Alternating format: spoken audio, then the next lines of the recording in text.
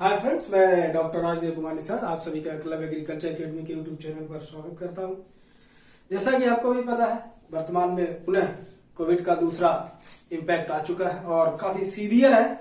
इसलिए आप लोगों से निवेदन है सबसे पहले कि आप लोग इस महामारी से बचने के लिए सारे उपायों को अपनाइएगा। जैसा कि हमारे स्वास्थ्य विभाग गवर्नमेंट आपको बहुत सारे दिशा निर्देश दे रहे हैं, उसका पालन करिएगा, अपने बचिएगा और अपनों को भी बचाने में पूरी मदद करिएगा। तो देखिए, चूंकि इसके पहले हमने आपको जो लेक्चर में पशुपालन में बताया था, गाय के संबंध में मैंने बताया था, तो उसी के संबंध में अब हम एक क्वेश्चन के माध्यम से वो सारी चीजें जो चीजें छूट भी गई है और जो क्वेश्चन के लिए बहुत इंपॉर्टेंट है उसको लेके मैं आया हूं। इसके माध्यम से हम आपको वो सारी चीजें रिमाइंड करूंगा और पूरा करने का प्रयास करूंगा। बस आप लोग एक बार ध्यान दीजिएगा, चैनल को सब्सक्राइब करना है, ये सब चीजें तो आप करते रहिएगा, लेकिन अब चूंकि आपके उस पर ऐड भी आते रहते हैं तो उसको जरूर देखिएगा। उसको देखने से थोड़ी होती है कि हम आपको इनडायरेक्टली जुड़ते हैं, तो हम जो कार्य कर रहे हैं थोड़ा बहुत कहीं ना कहीं हमारे लिए भी कुछ कार्य होता रहे। तो आइए समय का उपयोग सीधे आपके सवालों से। देखिए, लिखा है अपने समान बच्चे को जन्म देना एवं स्तनपान कराना लक्षण है।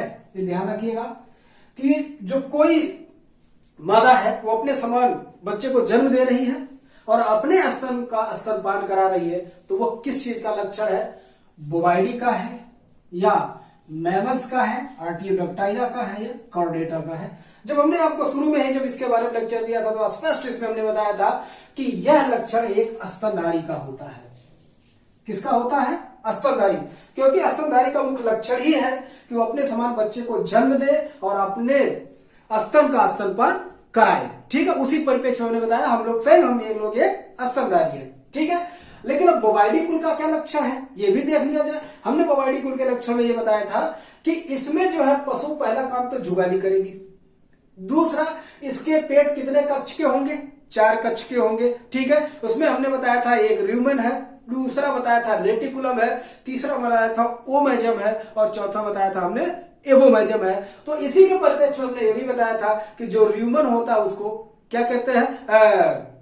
स्टोर हाउस कहते हैं। ठीक है, और जो एबोमेजम होता है उसको ट्रू स्टोमेच कहते हैं या सख्त पेट कहते हैं। ठीक है, उसके बाद आपका देखिए आर्टियोडैक्टाइलम हमने ये बताया था जिन पशुओं में सींग पाए जाए, खुर पाए जाए, बिजन खुरी पाए जाए, ठीक है, वो किसमें आते हैं? आर्टियोडैक्टाइला में आते हैं। और उसके बाद कार्डेट्स का हमने सैंपल बताया था कि भाई ये कशेरुकी होते हैं, ये अकशेरुकी होते हैं। जिनमें रीढ़ की हड्डी पाई जाती है उनको कशेरुकी कहते हैं और जिनमें रीढ़ की हड्डी नहीं पाई जाती उनको अकशेरुकी कहते हैं। तो गाय, भैंस, भेड़, बकरी सब में क्या होती है? रीढ़ की हड्डी पाई जाती है, इसलिए किसमें आएंगे?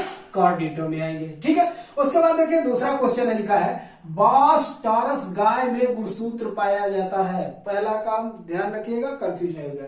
एक गाय बॉस इंडिकस जिसको हम लोग भारतीय गाय कहते हैं या देसी गाय कहते हैं। ठीक है, दूसरा बॉस टॉरस जिसको जो है विदेशी गाय कहते हैं या संकर नस्ल कहते हैं या क्रॉसब्रीड कहते हैं। हमने इसी के परिप्रेक्ष्य में भी बताया था बॉस इंडिकस उत्तरी अमेरिका, दक्षिणी अमेरिका, यूरोप, ऑस्ट्रेलिया महाद्वीपों में पाई जाती है। ठीक है, तो जबकि बॉस इंडिकस एशिया और अफ्रीका महाद्वीपों में पाई जाती है। इतनी बात से मैंने आपको अवगत कराया था। जब गुणसूत्र की बात आएगी, चाहे बॉस इंडिकस हो और चाहे बॉस टॉरस हो, दोनों में गुणसूत्रों की संख्या कितनी होती है? 60 होती है।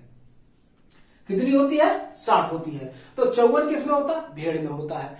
48 किसमें होती है? ध्यान रखिएगा, जो कीचड़ वाली भैंस होती है उसमें 48 होता है और जो स्वच्छ जल वाली भैंस होती है उसमें 50 होता है।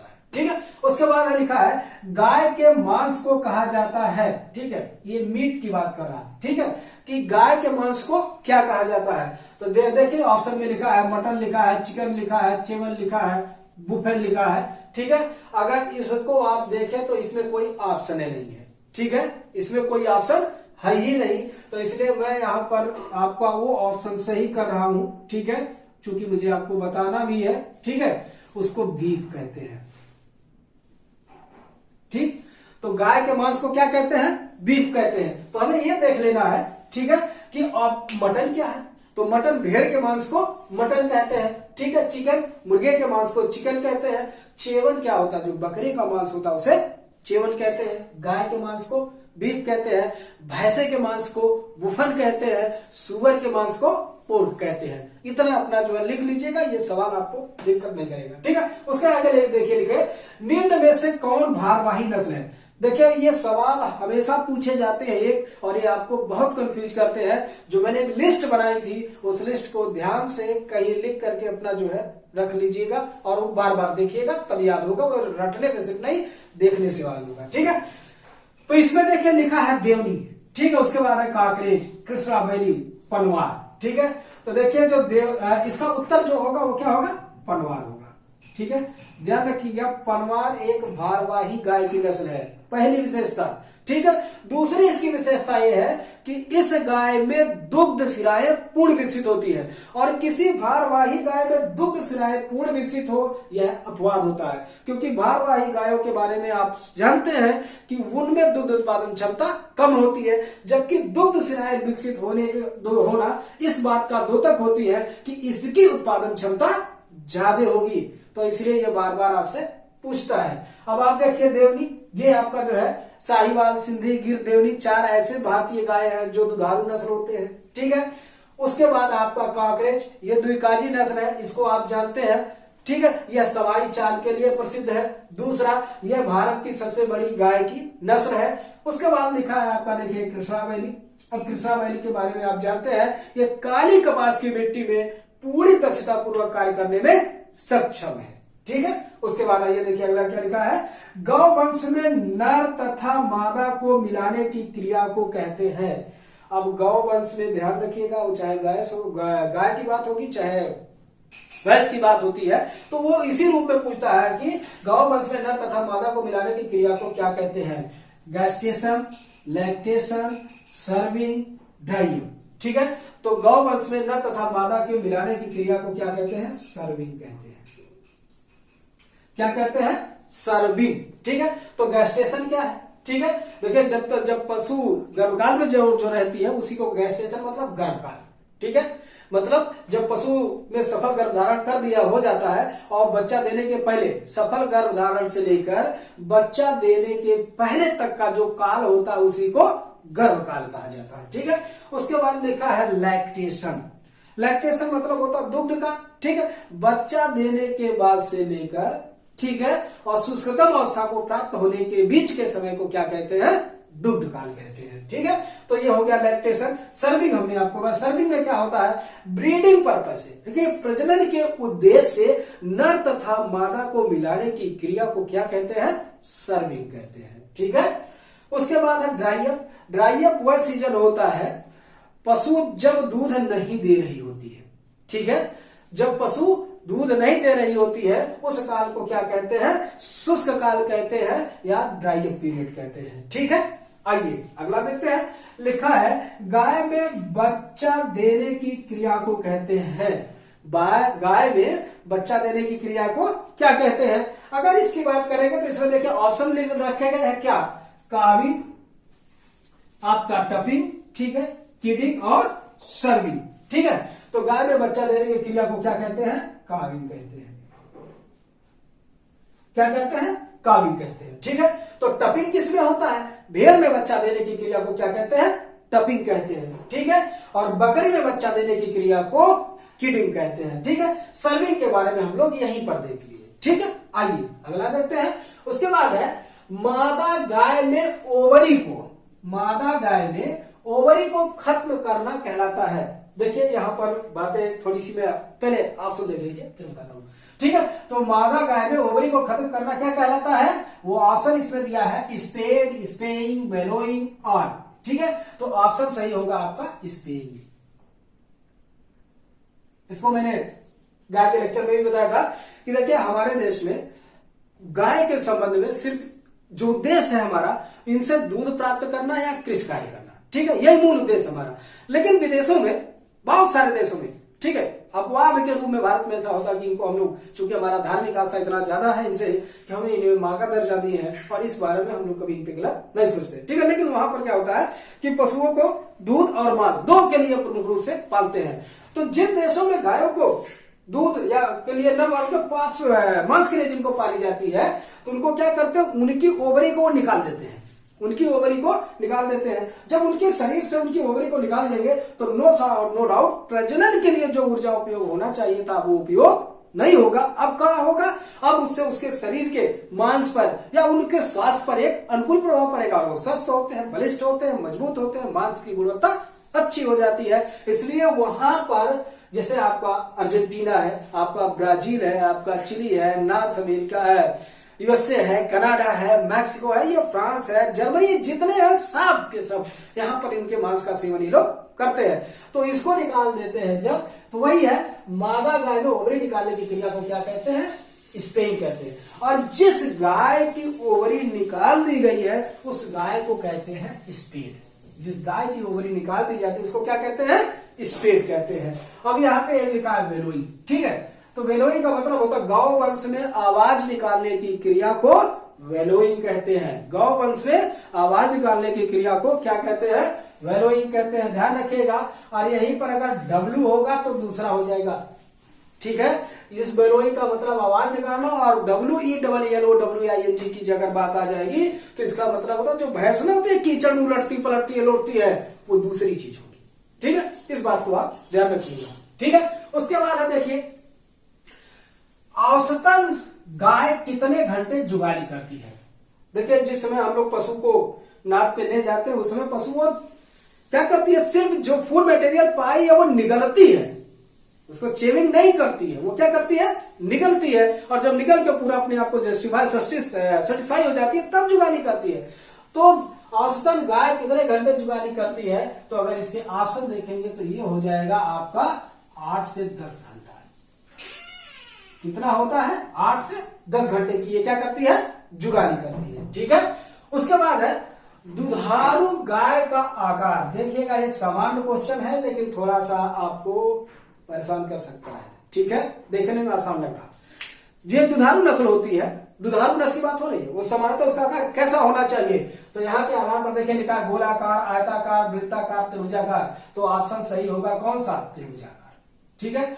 दुधारू गाय का लक्षण कैसा होता है, त्रिभुजाकार होता है, ठीक है। और जितने भी विदेशी नस्ल की गाय हैं उनके सारे के आकार त्रिभुजाकार होती है, क्यों, क्योंकि हाईली मिल्क प्रोड्यूसिंग क्या होते हैं, नस्ल होते हैं, ठीक है। तो एक और होता है कि गोलाकार। देखिए गोलाकार जो होता है, जितने भी भारवाही नस्ल के होंगे जिनसे दूध से मतलब नहीं, उनसे अधिक से अधिक जो है भारवाहन या कृषि कार्य से मतलब है, अगर वो कृषि कार्यों के लिए उपयोगी होंगे तो कैसा उनका वो होगा, तो वो गोलाकार होंगे, इसी को कहते हैं, ठीक है। तो इसलिए जो भारवाही नस्लें होते हैं वो कैसे होते हैं, लगभग थोड़ा सा गोलाकार होते हैं, ठीक है। उसके बाद है गाय को गर्भधारण करना चाहिए। यहां देखिए थोड़ा सा सवाल, गर्भधारण कराया है, करना नहीं कराना चाहिए, हाँ वही चीज सही है। गाय को गर्भधारण कराना चाहिए जब पशु ऋतुकाल में आ जाती है, किस समय पर उसको नर से मिलाया जाए या आर्टिफिशियल इम्यूनेशन कृत्रिम गर्भधारण कराया जाए, ताकि उसमें गर्भधारण के अधिकतम चांसेस पाए जाए, ठीक है। क्योंकि देखिए जो इनका हीट पीरियड होता है, ठीक है, तो वो उसमें 3 चरण पाया जाता है, अर्ली स्टेज, मिड स्टेज और लेट स्टेज, ठीक है। तो अर्ली में भी नहीं कराना चाहिए, मिड में भी नहीं कराना चाहिए, मिड के बाद वाले में कराना चाहिए। तो यहां पर देखिए एक लिखा होगा मिड टू लेट, ये वाला ऑप्शन सी ऑप्शन आपका सही होगा। ऐसा क्यों होता है, क्योंकि देखिए जब पशु गर्मी में आ जाती है तो उसके 12 घंटे बाद उसके ओवरी से ओवम निकलना डिस्चार्ज होता है, और 12 घंटे बाद जब ओवम निकल रहा है तो इसका मतलब वो सर्विक्स में पहुंचा नहीं है, ठीक है। क्योंकि सर्विक्स में जब तक नहीं पहुंचा, क्योंकि फर्टिलाइजेशन कहां पर होगा, सर्विक्स में आएगा, वही मेल फीमेल मिलेंगे। और मेल फीमेल जो मतलब ओवम और स्पर्म, मेल फीमेल नहीं, ओवम और स्पर्म, क्योंकि ओवम और स्पर्म के मिलने से ही फर्टिलाइजेशन होगा, तभी जो गर्भधारण की क्रिया पूरी मानी जाएगी, ठीक है। तो ये कहां पे क्या होगा, किस स्टेज में, मिड टू लेट स्टेज में, इस बात को विशेष ध्यान रखेंगे, ठीक है। उसके बाद है किस गाय के दूध का रंग सुनहरा होता है, बार बार पूछा जाता है सवाल, और आप भी इसको ध्यान देते रहते हैं, लिखते रहते हैं, ठीक है। तो किस गाय का दूध का रंग सुनहरा होता है, लिखा है पहला गर्नसी, जर्सी, आयरशायर और होल्स्टीन फ्रीजियन। तो इसमें ऑप्शन कौन सा सही होगा, गर्नसी होगा, ठीक है। तो गर्नसी गाय कहाँ की है? फ्रांस की गर्नसी दी की है। ठीक है। जर्सी की विशेषता क्या है? देखिए जर्सी 4000 लीटर दूध भी देती है और इसके दूध में जो वसा की मात्रा होती है वो 5.5 होता है। ठीक है। किसी भी विदेशी नस्ल की गाय में सर्वाधिक वसा की मात्रा जो पाई जाती है वो किसमें पाई जाती है? जर्सी में पाई जाती है। इसीलिए इसको कहा जाता है सबसे अच्छी गाय। ठीक है।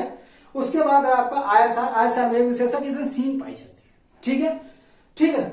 उसके बाद ठीक है आयरसार स्विट्जरलैंड की है। उसके बाद है आपका हॉलस्टीन फ्रीजियन। ठीक है। हॉलस्टीन फ्रीजियन को आपको जानते हैं ये दुनिया में सबसे ज्यादा दूध देने वाली गाय की नस्ल है, क्योंकि इसका जो रिकॉर्ड देखा गया है वो 5500 से 6000 लीटर तक का रिकॉर्ड पाया गया है। ठीक है। उसके बाद है गाय अपना तापमान नियंत्रित करती है। गाय अपना तापमान नियंत्रित करती है तो किससे करती है? हम्प है, हॉर्न है, ड्यूलेप है, टेल है या पूंछ है। ठीक है। तो गाय अपने तापमान का नियंत्रण कहां से करती है? ड्यूलेप, ये जो आगे की तरफ एक पट्टी की तरह लटकी रहती है इसी को ड्यूलेप या गलकंबल कहते हैं। तो गाय अपने शरीर का तापमान किसके द्वारा? गलकंबल के द्वारा जो है नियंत्रित करती है। हम्प के बारे में हमने बताया था, यह देसी गाय में हम्प पाई जाती है और विदेशी गाय में हम्प नहीं पाई जाती है। हमने ये भी आपको बताया था इसी हम्प की वजह से ही सूर्य के प्रकाश की उपस्थिति में ओमेगा का निर्माण होता है, जिस कारण हम लोग ये भी कहते हैं कि गाय का दूध अमृत के समान होता है। ठीक है। उसके बाद है हॉर्न। हॉर्न सिंपल सी बात है, भारतीय गायों में पाई जाती है और विदेशी गायों में नहीं पाई जाती है। ठीक है। टेल सब में पाई जाती है, इसकी कोई विशेषता नहीं। ठीक है। उसके बाद सींग रोधन कर देना चाहिए। सींग रोधन, ठीक है, डिहॉर्निंग, जिसको हम लोग इंग्लिश में कहते हैं डिहॉर्निंग, डिहॉर्निंग कर देना चाहिए। तो डिहॉर्निंग की बात जब आती है तो ध्यान रखिएगा, देखिए इसमें लिखा है 0 से 5 दिन में, ठीक है, 5 से 10 दिन में, दूसरा लिखा 10 से 14 दिन में और तीसरा अंतिम लिखा है 14 से 18। तो कितने में? 10 से 14 दिन में। ठीक है। ध्यान रखेंगे इसमें, या कहीं कहीं पर आपको लिखा मिलेगा कि 2 सप्ताह के अंदर। ठीक है। तो सामान्यतः 2 सप्ताह के अंदर वो होता है। सींग रोधन कितने दिनों में कर देना चाहिए? 2 सप्ताह के अंदर कर देना चाहिए।